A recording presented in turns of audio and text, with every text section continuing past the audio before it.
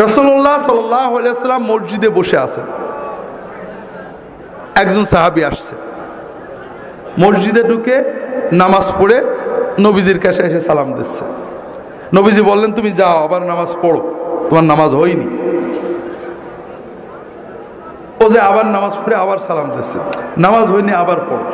তিনবারের মাথায় বলছে, ইয়া রাসূলুল্লাহ, আমি এর চেয়ে ভালো পারি না, আমার একটু শিখাই দেন। কি শিখালেন খুব ভালো করে বোঝেন। নামাজে আল্লাহু আকবার বলে দাঁড়াবে, যা পারো কোরআন পড়বে, খেয়াল করেন, আপনি বেশি পারেননি, যা পারেন পড়েন। রুকু করবে, রুকুতে শান্ত হয়ে যাবে। আপনি কার সামনে রুকু করেন? সেজদা কার সামনে করেন? জীবনে কবরে সেজদা দেখেছেন? আজকাল ইন্টারনেটে পীরের সিজদাও দেখা যায়, আমি নিজেও দেখছি। দেখেন, পীরের সামনে যখন সেজদা করে খটাস করে মেরে উঠে পড়ে নাকি? কবরে যে যখন সেজদা করে খটাস করে মেরে উঠে পড়ে নাকি? প্রতিমার সামনে সেজদা দেখেননি? খটাস করে মেরে উঠে পড়ে নাকি? দুর্ভাগ্য। কবর পূজারী কবরে যে ভক্তি দিয়ে সেজদা করে পড়ে থাকে, পীরের পূজারী পীরের সামনে আমি নিজে দেখেছি কি আবেগ দিয়ে মহব্বত দিয়ে সেজদা করে পড়ে থাকে।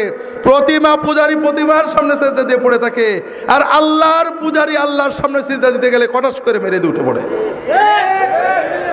এই ঈমান ভাইরা, আমি তো নামাজ পড়ছি সেজদাটা করার জন্যই, যে আমার মাবুদকে সেজদা করব, আমার মনের কথা বলবো, কিছু না পারি, আরবি এক হরফ না পারি, সেজদা দিয়ে পড়ে থাকবো। আল্লাহ রাসূল সাল্লাল্লাহু আলাইহি ওয়াসাল্লাম বলছেন, যখন রুকু করবে শান্ত হয়ে যাবে। তুমি তো রুকু করতে আসো, আমরা আল্লাহর সামনে নত হয়ে নিজের দাসত্ব প্রকাশের জন্যই তো নামাজে দাঁড়াইছি। কিচ্ছু পারিনি, সব মাপ, কিন্তু মাথাটা নিচু করে রুকুতে গেলাম, সুবহানাল্লাহ সুবহানাল্লাহ, দাঁড়ালাম, দাঁড়িয়ে কি দাঁড়িয়ে পুরো না দাঁড়িয়ে, অধিকাংশ মানুষ আপনারা পুরো ইমাম জামাতে যখন পড়েন ইমামের জন্য বাধ্য হয়ে দাঁড়ান, তারপরেও ইমামের আগেই নেমে পড়ে। আর যখন একা পড়ে সুন্নত, হাই হাই কি পোড়া কপাল। রুকুতে সামি আল্লাহু লিমান হামিদা কি করে বলে জানি না, এইটুকুটাই সেজদা ছিল। সেজদা আল্লাহু আকবার সুবহানাল্লাহ সুবহানাল্লাহ সুবহানাল্লাহ, আল্লাহু আকবার আল্লাহু আকবার, মানে একেবারে সোজা হয়ে বসে না। বিশ্বাস করেন, আল্লাহ রাসূল সাল্লাল্লাহু আলাইহি ওয়াসাল্লাম বলেছেন, লাউ মাতা হাযা আলা হাযা লামাতা আলা গায়রি মিল্লাতি মুহাম্মদ সাল্লাল্লাহু আলাইহি ওয়াসাল্লাম। কেউ যদি তার রুকু সেজদা চুরি করে এইভাবে ভাঙড়ি নামাজ পড়ে, মরগ মার্কা নামাজ পড়ে, কটস কটস করা নামাজ পড়ে মরে, ও আমার উম্মত হয়ে মরতে পারবে না। আপনার সব অসুবিধা আছে, কাপড় পাক নেই মাপ, টুপি নেই মাপ, ওযু নেই মাপ, আপনি সেজদাই কেন থাকলেন না? কোন অভিযোগ ছিল আপনার? বড় কষ্ট লাগে ভাইরা। এই জন্য আমার কথা হলো, অন্য যাই হোক, অন্তত নামাজ আমার সবচেয়ে বড় ইবাদত। আল্লাহ এবং বান্দার মাঝখানে আমার মারিফত, মূল তরিকত, মূল ইবাদত। সেই ইবাদতে আর কিছু না পারি, আমি যে আমার মাবুদের সামনে দাঁড়াইছি, আমার মাবুদ আমার দিকে তাকিয়ে আছে, আমার অন্তর দেখছে, আমার চোখ দেখছে, আমার ইবাদত দেখছে, আমি অন্তত সেই আবেগ নিয়ে দাঁড়াই। কথা বুঝতে পারছেন? আর কিছু না পারি। আপনার অনেকে বৃদ্ধ হয়ে গিয়েছেন, সূরা কেরাত ঠিক করে পড়তে পারেন না, ভুলে যায়, হতেই পারে, কিন্তু রুকুতে যে সুবহানা রাব্বিয়াল আযীম সুন্দর করে যতটুকু পারেন বেশি বেশি বলার চেষ্টা করেন। ভাই, আল্লাহর সামনে মাথা নত করে বলবেন। মানুষ পীরের সামনে মাথা নত করে সেজদা করে কত কথা বলে, হাউমাউ করে আমাদের মতো বদকারদের পা জড়িয়ে ধরে হাউমাউ করে কান্দে, আর আপনি আল্লাহর সামনে মাথা নত করে কাঁদতে পারেন না, আপনি কিসের বান্দা?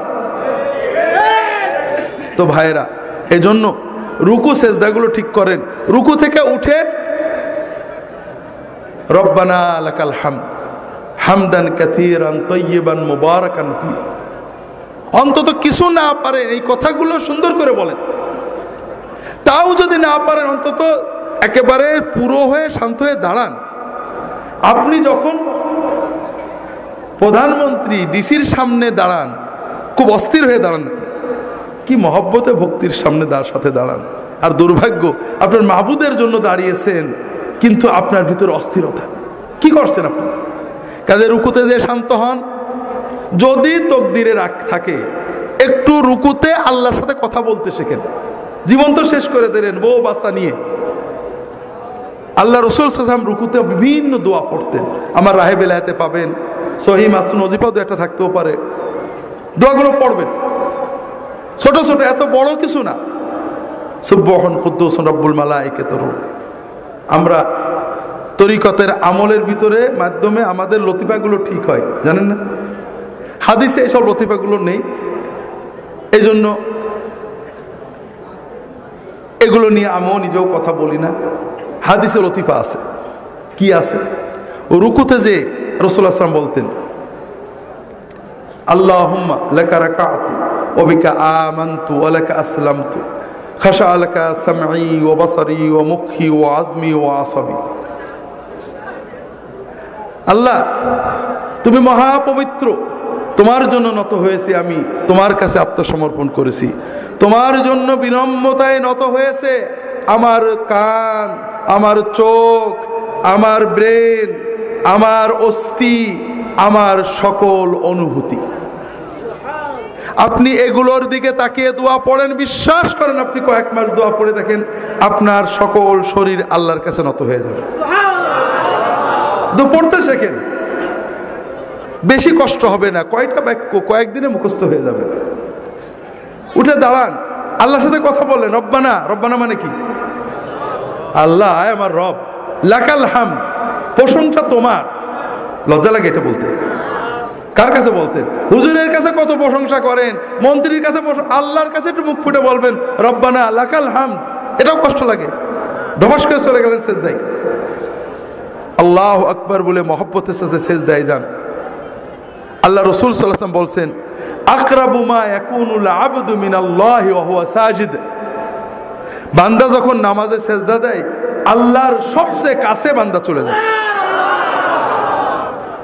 ফাকসিরু ফীহি মিনাদ দুআ ফাইন্নাহু কামিনুন আইস্তাজাবা লাকুম। কাজেই সেজদায় যে আল্লাহর কাছে বেশি বেশি চাও, চাও, চাইতে থাকো। সেজদায় তুমি যা চাবে আল্লাহ কবুল করে নেবেন ইনশাআল্লাহ।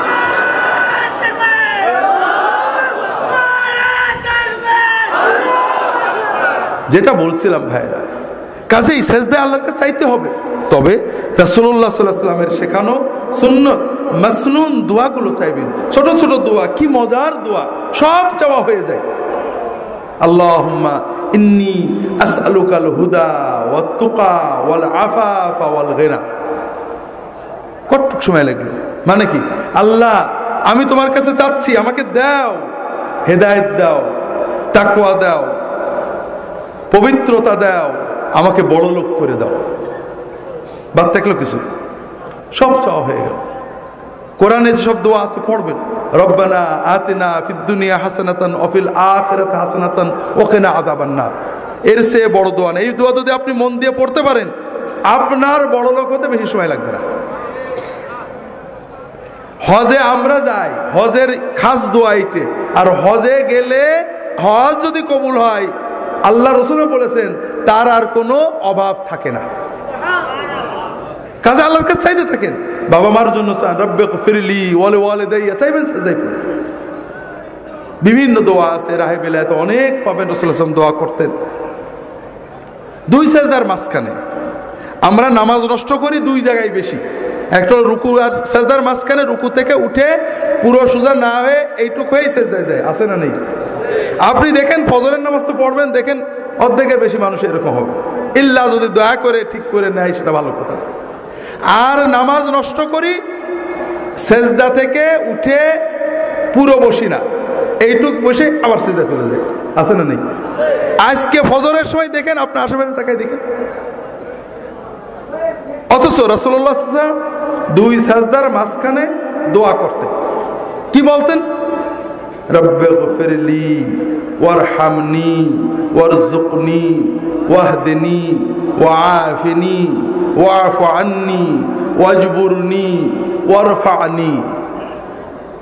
এই দোয়াগুলো পড়তে আমি একা ঘড়িতে মেপে দেখছি 5 সেকেন্ড থেকে 10 সেকেন্ড লাগে। যদি দ্রুত পড়েন 5 সেকেন্ড হয়ে যাবে, একটু শান্তভাবে পড়লে 10 সেকেন্ড লাগবে সর্বোচ্চ। কথা বুঝতে পারছেন? এই 5 সেকেন্ডে 10 সেকেন্ডে কি চাইলাম? আল্লাহ আমার গুনাহগুলো মাফ করে দাও। আল্লাহ, আল্লাহ আমাকে রহমত করো, রহমত দিয়ে আমার জীবন ভরে দাও। আল্লাহ, আল্লাহ আমার রিজিক বাড়াই দাও। আল্লাহ, আল্লাহ আমাকে হেদায়েত করে দাও। আল্লাহ, আল্লাহ আমাকে পরিপূর্ণ সুস্থতা এবং নিরাপত্তা দাও। আল্লাহ আমার গুনাহগুলো মুছে দাও, আল্লাহ আমার মর্যাদা বাড়িয়ে দাও, আল্লাহ আমার ক্ষয়ক্ষতি পূরণ করে দাও। আর বাকি থাকলো কি দোয়া বলেন? বাকি থাকলো কিছু? শোনেন, আমি কাল বলছিলাম না, নিজের ভালো পাগলে বোঝে কিন্তু বাঙালি বোঝে না। আপনারা যে হুজুরদের কাছে, আলেমদের কাছে দোয়া চাইতে যান, এইগুলো নিয়েই তো। অসুস্থ হয়েছে, হুজুর দোয়া করেন যেন সুস্থ, এই তো আল্লাহ রিজিকে বরকত দেয়, এই জন্য তো। আপনারা কথা বলছেন না কেন? এইসব জন্যই তো। আচ্ছা, মনে করেন আপনি বিপদে পড়লেন, কষ্ট হলো, অসুস্থতা, রিজিকে বরকত নেই, 2000 টাকা পকেটে নিলেন, গাড়িতে চড়লেন, জামা কাপড় পরলেন, কিছু হাদিয়াও নিলেন, নিয়ে মনে করেন একজন নেককার বুজুর্গের কাছে গেলেন, হুজুর দোয়া করলেন, আল্লাহ কবুল করলে ভালো হলো। আর এত কিছু না করে প্রতিদিন আমরা 30 রাকাত মতো নামাজ পড়ি, 30 রাকাতে বড় জোর প্রতি 2 সেজদার মাঝখানে 5 সেকেন্ড করে এই আধা ঘন্টা আল্লাহর কাছে দোয়া করলেন। কোনটা আপনার জন্য সহজ বলেন না? কোনটা আপনার জন্য সহজ?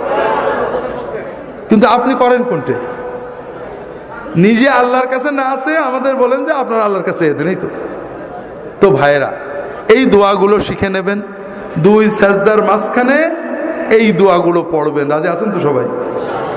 নামাজটাকে আল্লাহর সাথে মহব্বতের মূল ইবাদত মনে করবেন।